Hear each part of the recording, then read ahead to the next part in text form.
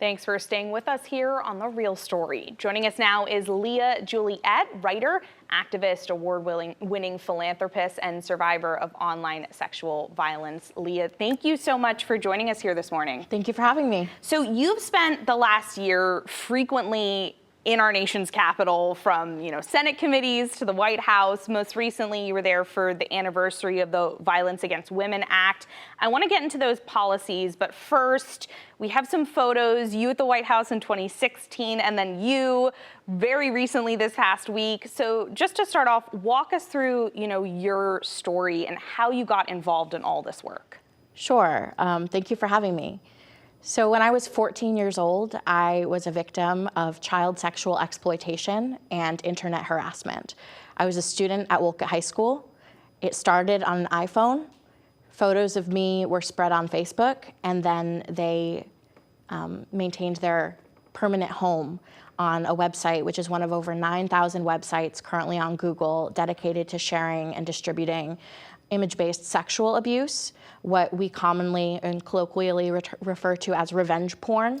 But really what it is non-consensual images and videos, mainly of children and teens, that are being used to substantially harm marginalized and young people predominantly. And so for the last decade, I have done my best to advocate for big tech policy reform that stops the internet abuse and sexual violence that happened to me from happening to any other child or teenager in America. And when it comes to the White House specifically, because I do want to get into some more of the congressional aspect of this, but at the White House, Vice President Kamala Harris is currently running to become President Kamala Harris, but a clip of her has gone viral now throughout the campaign talking about not using terms like, as you mentioned, revenge porn or child pornography, and instead child sexual abuse images or material. I think a lot of people have probably, maybe seen that shift on social media or in coverage of this. People saying how powerful it is to hear her as a presidential candidate talk about these issues. You've actually met Kamala Harris. Can you tell us about how that came about and what that experience was like? Sure. I met Kamala Harris in 2018 when she was still senator. She was honored as a Glamour magazine Woman of the Year, and I was being honored as a College Woman of the Year at the same ceremony. And I remember as a student of political science, I saw her and was so overwhelmed with gratitude for all of the work that she's done on behalf of survivors, because she was the original author of the Enough Act, which was a piece of federal legislation aimed to criminalize image-based sexual abuse. So she has been at the forefront of this issue of tech-based sexual abuse and gender-based violence for years. And what she told me was that she knew my work and she didn't want me to stop. So as a college student, that was incredibly empowering. And now as a voter and as someone who works in this space, but also as someone who values our democracy, I want to see someone in the White House who understands what technology is doing to our communities and who wants to stop it. And I know, there are so many survivors who see themselves in your story as well, but, also other people who hear this and feel a deep fear too. A lot of that comes with the rapidly changing and growing digital space. I've heard from, even state lawmakers all the way up to our federal delegation. It's hard to really get ahead of it because things are changing so quickly and things on the government side tend to move really slowly. Sure. But I want to take a look here at this clip we have from the hearing you were in this past year with heads of some of those big tech companies. Your platforms really suck at policing themselves. Children are not your priority. Children are your product. Mental health is a complex issue, and the existing body of scientific work has not shown a causal link between using social media and young people having worse mental health outcomes. And as I said, you were there in the room for that hearing. We heard lawmakers and then we heard Meta head Mark Zuckerberg. What's come from this since that hearing? What are some of the current conversations you're a part of with either lawmakers or advocates, and how did you feel that hearing went? Oh gosh, well, what you didn't hear in that clip was how the whole room erupted in laughter when Mark Zuckerberg said that there's no scientific evidence to prove that mental health and social media are linked. They're intrinsically linked. I am a product of that. And that's because social media companies like Meta, like Apple, treat are people who are using their products as if they are the product themselves. And I think that that is why we need regulation. I talk about this a lot, and this is something that I think is starting to become more understood in conversation. But when you go to the grocery store and you buy a piece of food or you buy a snack, you have a reasonable expectation that that food is not going to poison you. And that's because we have regulation in place. It's because we have the FDA. We don't have that for social media companies. So they're essentially acting as if they're hubs for innovation instead of companies that are providing products to people, goods and services, and they have a duty of care to make sure that those products don't cause harm to the folks who are using them. Right. And as we've said, this is a conversation that's changing as tech changes, and I know we've seen that really can't not include AI at this point. Even so, a lot of people don't really understand it, and lawmakers are still questioning, learning, and trying to regulate. Here in Connecticut, we closely followed the state's AI bill, which didn't make it through. It failed in the last legislative session. Governor Lamont threatened to veto it, saying he didn't really want Connecticut to be the first there. But we had, State Senator Maroney really taking the helm, even going down to DC to talk about it. How did it feel to see something like that fail at a state level? Oh gosh, disappointing, because I'm keenly aware and have friends and fellow survivors that I know who've been directly impacted by AI-generated intimate image abuse. But this doesn't just impact folks in terms of sexual violence. AI is a growing threat to our democracy. We see it in terms of the election as well. And so it's disappointing to hear that Governor Lamont doesn't want Connecticut to be the first state, because when this happened to me, I felt like the only person going through it. I was 14. I was in high school. If we couldn't be the first to take action then, 10 years ago, it's certainly long past time that we be the first to set a precedent for the other states, and to hopefully show federal legislation through the SHIELD Act, in the Violence Against Women Act, to have provisions to protect against AI-generated abuse as well. It has to happen. And you've worked really hard to understand what these platforms are and aren't capable of, and you and others are saying they are capable of more protections than what they're currently putting into place, if anything. Senator Richard Blumenthal has a proposal specifically for youth protection on social media, and he's been pushing really hard for that at a federal level. Have you been, involved in conversations with him about that work? Yeah, so this is called the Kids Online Safety and Privacy Act. It was recently passed in the Senate. Again, Senator Blumenthal is leading the charge on this. And I have been vocal about my support for this legislation because what it aims to do is three things. It aims to create stronger privacy settings for young people. It aims to create more robust reporting mechanisms when harmful content is seen and does happen. And it aims to stop the proliferation of harmful content that promotes eating disorders, substance abuse, and suicidal ideation. So really, this is a bill about making the internet safer for our most marginalized and vulnerable internet users, which are young people. It's not a censorship bill. It's not a bill that would prevent young people from seeking out life-saving resources like suicide prevention resources or LGBTQ+ community resources.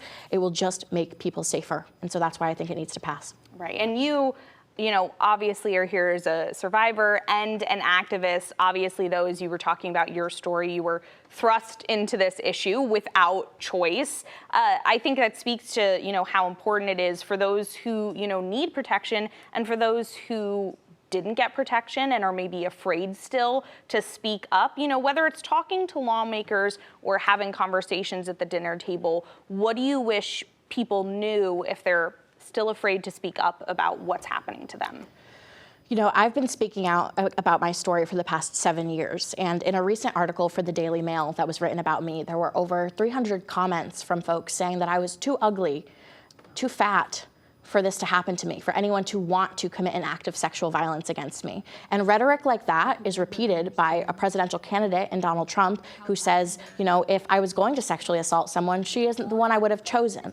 And so when we have rhetoric that's perpetuated from the top of our most highest political power all the way down to boys and men who grow up in our society feeling as if women's bodies belong to them, this is why this issue continues. This is how this issue starts. And it needs to have conversations at the dinner table, teaching our young boys and men how to undo systems of patriarchy that allow online violence to perpetuate and fester. What do you say to parents, who think children might be too young to know what's going on? How should they kind of start talking about this? Because as we've said, if there aren't a lot of protections from big tech, should this come from a level of, parents having that conversation about starting use on social media, what to look out for, any sort of signs to maybe get intervention at home while we possibly wait for intervention on a federal level? Absolutely. We need to be having these conversations at the dinner table. We need to be having comprehensive sex ed that includes digital sex safety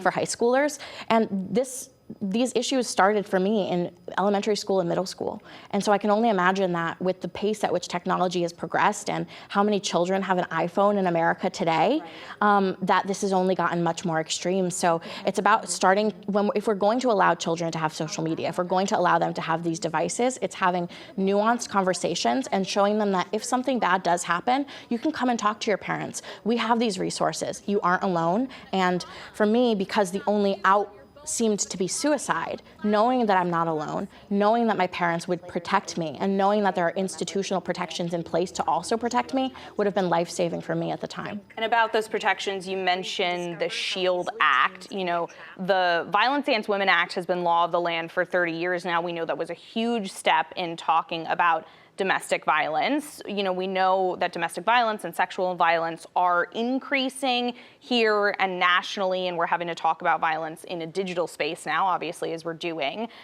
The Violence Against Women Act continues to change with so much time, though. As we said at the start, you were at the White House. Tell me about SHIELD Act. What would that do? What would that ensure on a national level? So the SHIELD Act is essentially the law that I have been fighting for since 2016. It's the reason I held a sign in front of the White House. It's the reason I was finally in the White House. It's a federal law that would criminalize image-based sexual violence. It would criminalize revenge porn. It would act as a deterrent for predators and perpetrators and pedophiles who want to continue this behavior. And it would also help to support survivors by putting provisions in place to make sure that survivors get justice, that they have their mental health care taken care of, and that they can go on continuing to feel safe and secure, not only on the internet, but also offline. You spoke so powerfully about how when this happened to you, you felt like you were the only one it was happening to. You felt alone. Even though we're talking about things still to be done when it comes to regulations, there are some things out there. So to survivors who have either already tried to speak up or haven't talked about what's happened to them yet, what do you want them to know about the fact that they're not alone, and what resources are out there for them already that they have access to?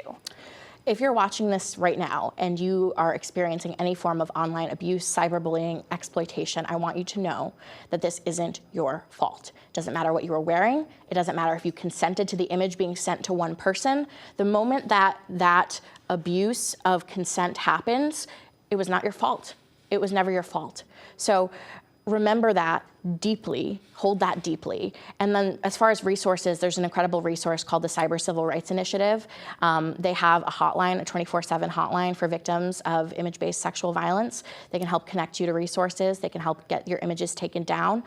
There are also plenty of pro bono attorneys in the United States. And I have a lot of these resources myself. I'm based here in Connecticut. I'm a 27-year-old queer activist, so follow me on Instagram. And if you are ever going through something, I will talk to you, support you, and help point you in the right direction of resources.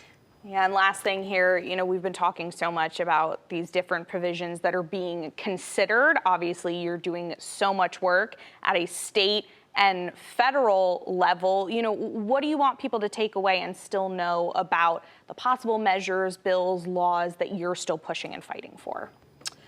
Gosh, I think the biggest issue about this is the conversation around free speech. That's something that is often brought up against these pieces of legislation, saying that it would be a slippery slope. But what I want folks to remember is that in the United States Constitution, there is a clear and present danger clause. And it says that you can't do things like yell fire in a crowded theater. You can't say something that will cause an immediate harm or danger. Online violence is causing immediate harm and danger. Cyberbullying, hate speech causes immediate harm and danger. So we need to start reframing this into how to make communities safer by acknowledging harm as something more than just something archaic that our founders wrote in the Constitution, but something that keeps to pace with what's going on in 2024. So that's why this legislation should pass. That's why we should have safer provisions for online internet users, and why we should always believe survivors, because survivors tell the truth. And obviously so important too for people to be aware and be involved, you know, as we always say on the show, if it's during a legislative session or not, to be aware of public hearings, access to write into your lawmakers, Right. and, you know, make your voice heard as a constituent and as a resident. Absolutely. Let folks know that this matters to you, because it matters. Well, Leah, thank you so much for joining us and speaking about this. We really appreciate you taking some time. Thank you. That does it for us here on The Real Story. But if you want to watch these segments again, you can head to our website at fox61.com. You can also go to 211 right now or anytime for someone to talk to and to find local support if you need it. You can watch The Real Story every Sunday at 10 a.m. or right here on Fox 61 Plus. Have a great rest of your morning.